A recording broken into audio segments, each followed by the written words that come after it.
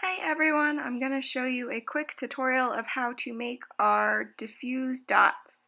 So you're going to need some markers, and we're going to use our markers to color different patterns and shapes inside of our coffee filter. So I'm just starting with a bunch of different lines towards the middle of mine. You can use different lines, different shapes. If you want to draw a picture, if you want to write a word, you can. However, I will warn you that whatever you create, when we add our water, it is going to magically change. And when I say magically change, I don't mean that we're actually doing magic. It's actually a little bit more like science. So when we add our water, our paper is going to go through capillary action, which is a really fancy term for sucking up all of the water. And that's actually how plants get their water when they're thirsty. And that's how plants stay alive. They take the water and they move it through their stems. So after we color, we're going to be spraying or painting on some water onto our coffee filters. So I'm using markers. I'm using some kind of on their edge to color in large areas. I'm using some with their tip to color pointed areas or skinny lines.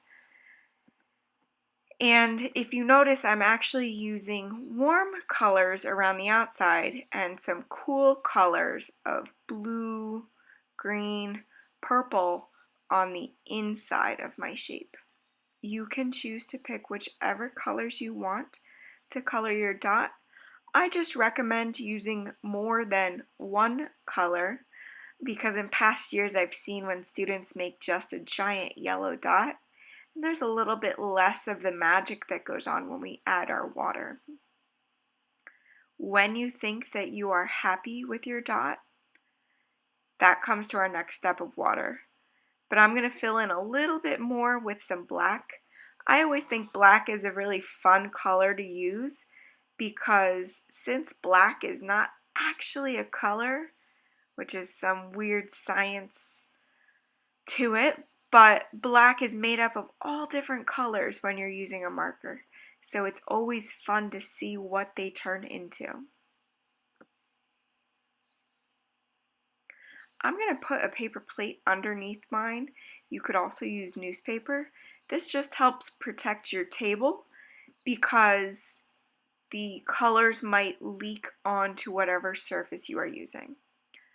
I'm going to use a paintbrush and a small cup of water, but if you have a spray bottle, you could actually spray your water on as well.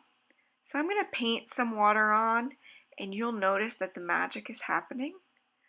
My colors are moving across my page, not even where I colored them.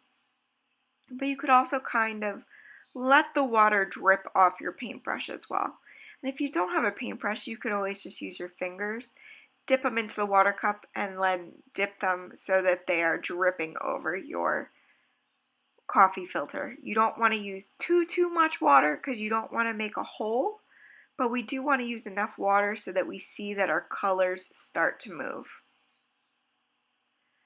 I want you to try to fill up as much of your coffee filter as possible with some dots, making sure that everything looks like it has got at least a little bit of water. And when it has, then it is going to be time to let it dry. I can't wait to see what your projects look like when they're all dried and how much they've changed. Maybe you could even tell me what you originally drew on your dot, and then I could see what it turned into, kind of like a magic trick.